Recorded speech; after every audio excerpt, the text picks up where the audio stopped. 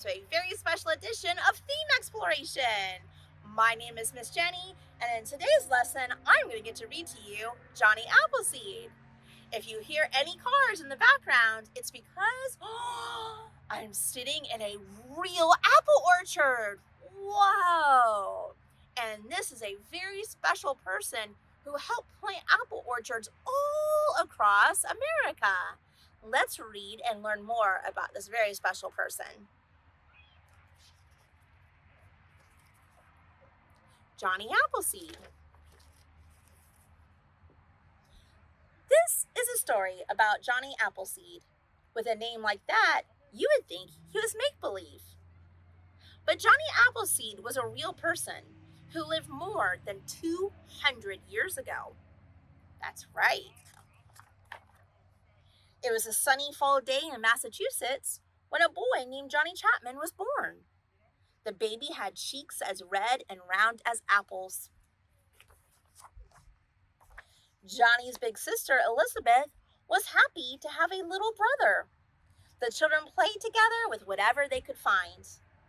And the sun shone, and the rain fell, and little Johnny played, and all was well. Johnny's family got bigger. Johnny and his sister were joined by 10 younger stepbrothers and stepsisters. What a busy, noisy house. Johnny would go outdoors when he needed quiet time. Sometimes he'd walk along the river. The squishy mud felt good under his feet. Other times, he would sit under a tree and read, just like I'm doing right now. I am loving this so much.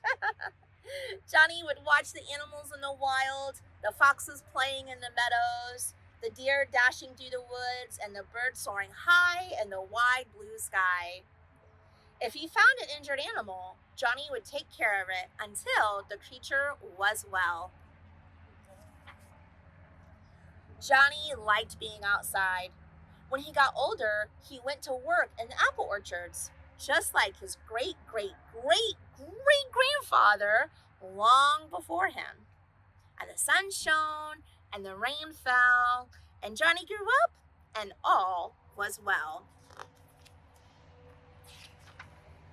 Johnny learned everything about growing apples. He was happy planting seeds, taking care of the trees, and munching on the delicious fruits. Lots of people were moving out west back then. When Johnny was all grown up, he decided to go west too. He didn't bring much with him. For a hat, he used his pot. And a burlap sack did fine for a shirt. And shoes? Why wear shoes when you have two perfectly good feet? Johnny traveled the countryside. The sun kept him warm by day, and the stars made a roof over his head at night. The rain washed him clean, and the animals kept him company. Sometimes Johnny would stop and plant apple seeds. As soon as seedlings grew, he'd sell the small plants to families moving west. When they got to where they were going, the families planted Johnny's seedlings and grew trees of their own.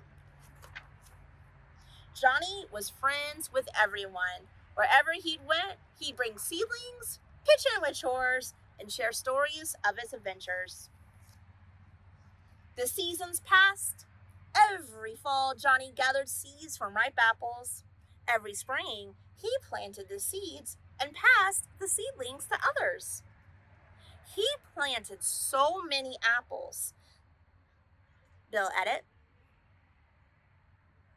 He planted so many apple seeds that before long, people started calling him, you guessed it, Johnny Appleseed. And the sun shone and the rain fell and trees filled the land and all was well. Year after year, Johnny tended his orchards, visited friends and family, and slept under the stars. Because of him, people always had fresh fruit to eat. Because of him, the land grew more beautiful. Johnny Appleseed left behind thousands and thousands of apple trees all across America. And just think, the next time you may eat an apple, you may be eating an apple from an orchard that was first planted by Johnny Appleseed. And the sun shone, the rain fell, and Johnny's story lives on, and all is well. My friends, I hope you enjoyed learning about Johnny Appleseed. Thank you so much for learning with me today. Have a great rest of your day and keep shining, my friends. Bye!